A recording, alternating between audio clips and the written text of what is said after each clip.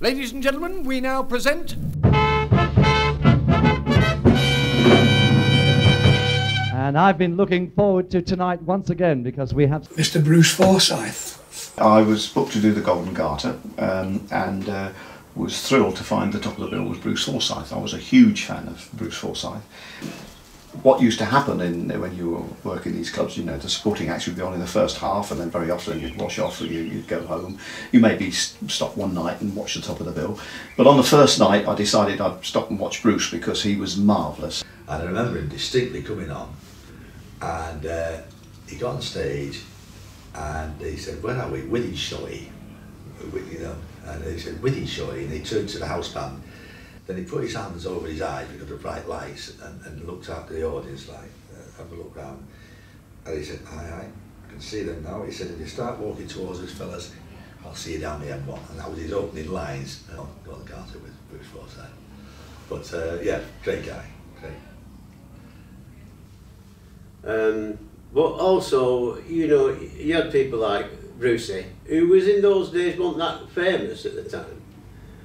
But he was very, very, very, very smooth, you know what I mean?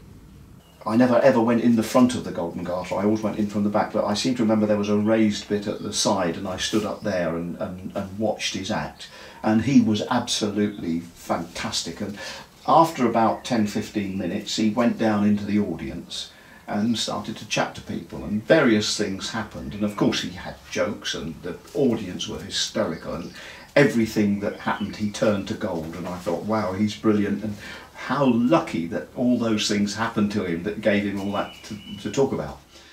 Well, I saw Bruce Forsyth in Wythenshawe at the Golden Garter in Manchester, and the thing that really impressed me was that when he came out he went round the audience, which because he could get to quite easily because it was a nightclub environment, and he went round the audience and he spoke to people, he asked them their names, and you know, just had a quick chat with found out a little bit about them.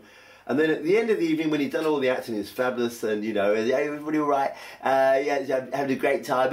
What do you know? And he did all of that, and then at the end, we went back round the audience again to those people. He'd remembered their names. He remembered what the little details that they'd spoken about, and he just, you know, it was a very, very clever act. That just impressed me, and I thought it was brilliant. The most memorable second star I ever met was Sir Bruce Forsyth. He was absolutely wonderful, and he came along with his wife Anthea, and they had this tiny, teeny-weeny little dog, and he absolutely adored the dog, and he said to me, would you like to have a little hold of the dog? And they were just wonderful. They were so, so kind. He was amazing, and he's still amazing. All these years later, he's a wonderful character, a wonderful person, and it was my privilege and pleasure to have been able to perform with him. Bruce, a classy performer, a wonderful classy performer. I'm not sure he was suited to the northern clubs. I remember seeing him in Bolton, funnily enough, or one of the places like West Horn. They used to have those clubs, you know, a club in West Horn, and I went to see him there, and he wasn't that enamoured with it. They didn't quite get his sophistication, because he was a lovely, sophisticated performer. And of course, another amazing star who just went on and on and on to greatness was the wonderful Bruce Forsyth. Another one of these people that when you booked, you sold out immediately. He arrived entourage at the Golden Garter, and obviously we went to say hello and meet him and welcome him. And he looked at me and he said, what's the seat sold like? I said, well, what do you mean? He said, well, where are the women sitting and where are the men sitting? And I said, well, I have no idea. I said, people just buy tickets for the show. And you've been sold out for weeks. He said, oh, well, I want you to change all the seating arrangements around the front of the stage. And I said, and what was your wish, sir, as one says? And he said, I want all women, no men, around the stage.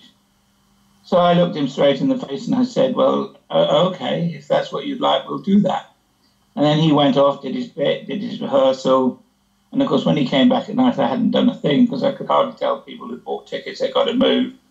And he did his whole act, but the whole thing was he wanted a young lady to help him up on stage, and the joke of the skit was that they obviously touched a part of his anatomy that they shouldn't have touched.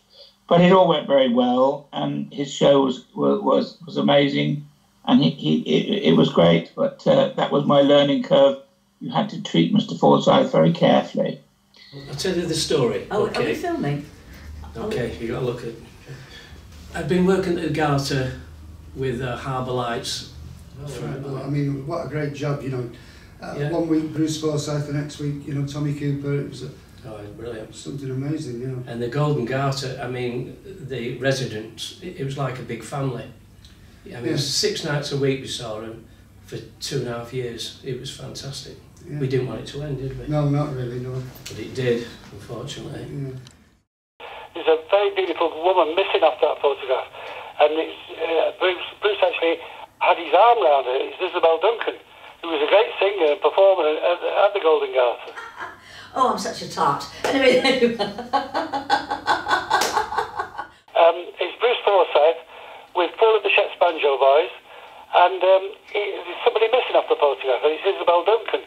She was also the resident singer at the Golden Garter, and Bruce has got his left arm around her, and she's a beautiful singer and performer, and a beautiful looking woman, and she was great. She was there for a few years. from 1969 to 1971. I came up from London to work with the band, and then they asked me to come back and join them for good, which I did, which was very nice. And I was there for 2 years. It was very, very good. Met everybody, Sheps, and all the dancers, and all the group, Harbour Lights. Golly. Yeah. Well, it was 46 years ago. Oh my God. Where's the time gone? I don't know. Where's it gone? And cut. The Garter felt that it had to close down for a short period for some refurbishment that needed doing, and they decided to change the image somewhat. We had a different colour scheme introduced into the club, and waiters were issued with different coloured jackets, waitresses different style uniforms, and the club reopened as the new Golden Garter. And like its initial opening night, the club was reopened by Mr. Bruce Forsyth on the second occasion. I think by this time Shep's Banjo Boys had moved on. You've sent some lovely pictures to us, and we recently just lost the wonderful Bruce. You know, it's hard to imagine because people know you in career sections, and the audience probably watching, a lot of people know that he was a massive variety star, but a lot of people know him as the host of Strictly. Strictly come down 6 years ago, and I actually was around with Bruce, so 3 programmes. I was around with Brucie, and I fed him, I think 3 gags, and he said, and I told his writer, and they went in, and Bruce said, thanks a lot. And that was just the gag occurred. It was just a natural juxtaposition of the situation and everything, you know. And I loved being with Bruce, and it was lovely. So when I was knocked out, you shouldn't have gone out. What is going on? You should never have gone out. I was 8th in table of 14 with the judges. When he came to your club, he's going back into his one-man show, isn't he? His one-man act. Absolutely. What was he like then? How did he go down, you know, with the audience? Just tore the place apart. And it's interesting to note that on the opening night, the 7th of October 1968, Trust House Forte, who owned the Golden Garter and also the Talk of the Town in London, because it was Manchester's sister club to the Talk of the Town, they chose Bruce Forsyth as the opening act on that particular week. So we've got Danny Clarke that was there as part of Foggy Dew-O supporting Bruce Forsyth on the opening night. Danny, can you tell us, you're there, you're going to mention, that's it. October 1968. Danny, tell us something about what it was like that opening night. What was the dynamic backstage? Well, dynamic. We tried to get dynamic with Bruce because Bruce was quite famous. He did a fantastic show. Great song and dance man. Sang the piano, did the jokes, he got Colin Keyes, his pianist there. And he did everything. It was fun. He did a whole hour and you were riveted. What a fantastic show. And what a tragedy. Somebody with all that talent finishes up just becoming a compere of his silly game shows. But however, Bruce was a man of few words. Now, Lenny Knight is still trying to be more famous, working with Bruce Forsyth, and his dressing room was next to ours, you see. So, when Bruce arrived, just before we go on, we'd be at the doorway, so we'd have to see us. In Bruce, in Bruce. And he'd keep walking. I thought, yeah, he hasn't had a conversation. So then after the show, then I would go back to the same doorway as he's leaving. Night, Bruce. Night, boys. So the whole week, those two words a day. So it didn't engage in conversation. But what a fantastic showman. Everything that happened, he turned to gold, and I thought, wow, he's brilliant, and how lucky that all those things happened to him that gave him all that to talk about. He was marvellous, and I was a big fan, so I stayed the next night, and then every night, in fact.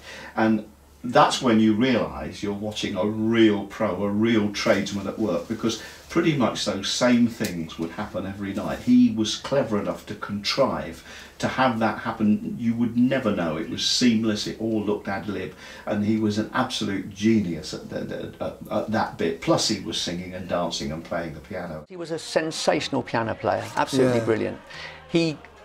As soon as he could, he got off that stage and got down onto the dance floor and started working the tables in the front row, because being a nightclub, you're very close to the audience. You haven't got this chasm, which is the orchestra pit between you and the audience. And he was down there with his microphone, talking to the people in the audience, and he was doing his patter, you know, so he was doing his jokes, and then of course he'd go into a tap dance, fabulous dancer. Yeah, he was a brilliant dancer. So he'd sing, he'd play the piano, he'd tap dance. I mean, he was just a first-rate entertainer, and as you say, very sadly, lost him very recently. He was superb, and I only ever had brief conversations with Bruce backstage, because you'd go in, I'd go in early, and there was, I remember it as being a long corridor with a slightly angled door at the end, which was the star dressing room, and I'd go in early and get ready and go on, and you know, by the time, then there was an interval, and probably Bruce would arrive during that time, and there'd be a few hellos, he'd go into his room and get ready. But Anthea, his wife, she liked to chat and be sociable, so she'd put a chair in the door so it'd prop it open, and she'd sit there to chat to people, or if somebody was making a cup of tea, she'd have one. And I was amazed to see her one night sitting there darning. Bruce had this lovely silk vests, and she's darning one of Bruce's vests, and that suddenly makes you think these people are mortals as well, you know. It was just a nice thing. I will never forget that sight of Anthea sitting there darning the silk vest. But what a genius he was.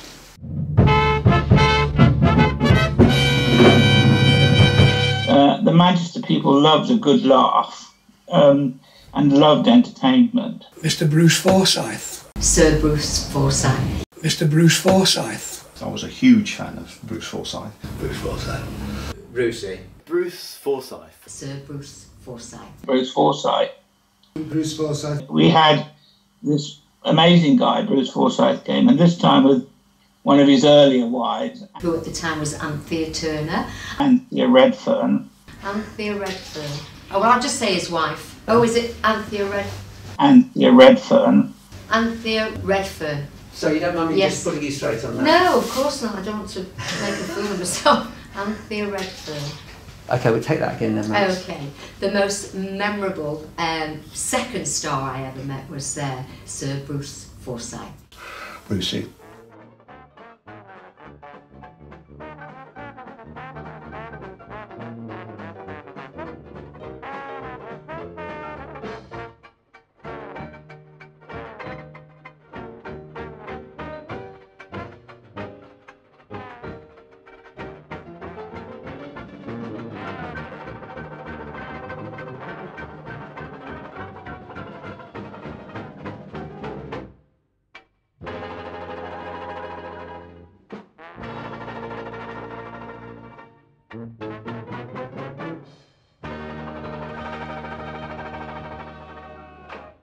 If I had my time again at the Garter, I'd change nothing.